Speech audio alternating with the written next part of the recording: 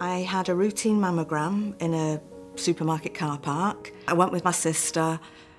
She got a letter back saying everything's fine. I got a letter back saying you need to come for further investigation. So I went to the Nightingale Centre in Wythenshawe.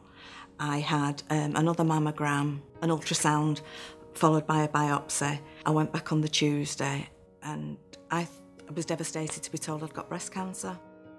So I talked to my friends and family and it was a kind of a no-brainer. I'll go for the lesser option of the lumpectomy because it's less invasive. I'll be back to normal sooner rather than later. So when I went back, I said I want to have the lumpectomy. I had a dedicated breast care nurse assigned to me. But when I ring up, if she's not available, I'll speak to any of the nurses because they're all as dedicated and as good as the one that was assigned to me.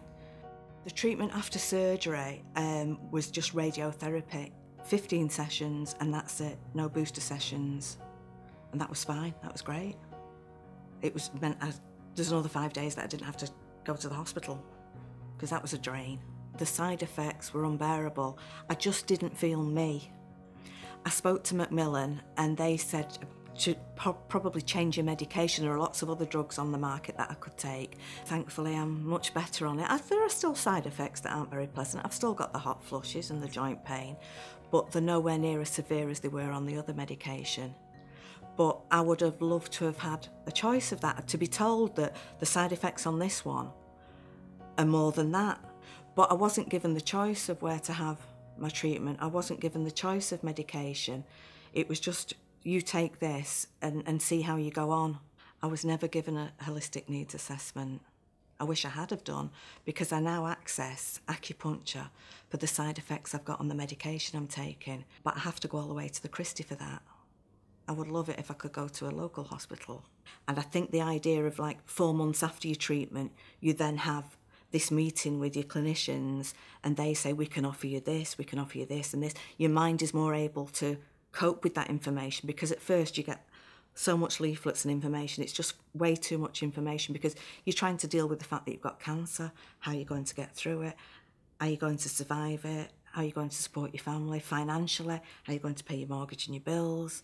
There's all that to worry about too. I found out about the Hope course purely by chance. I picked up a flyer at the Christie in Oldham for Macmillan Active, because I wanted to get active, because I knew my stamina wasn't up to me going back to work. And I met 2 lovely ladies there. They told me about the Hope course, they'd been on it, and that's how they'd met, and they'd formed a really nice friendship. I went every Thursday for 6 weeks. The information we got was amazing. And the people that were there didn't all have breast cancer, they had all different kinds of cancers, but we all shared our experiences. And we're still in touch now, which is nice because we're our own little support group. We wrote down at the beginning of the course on the first day the things we were anxious about and how we felt. Things like, anxious, scared, nervous, frightened. But as the weeks went on, we added to that board. At the end, it was rejuvenated, thankful, grateful. I can't thank the people enough. Helen and Karen, who ran the course, they were just amazing. Helen had been through breast cancer twice. Karen had been through it once. It doesn't have to be a death sentence. There are positive things to come from having cancer, and maybe when you've had cancer, you kind of reevaluate your life and you do things differently.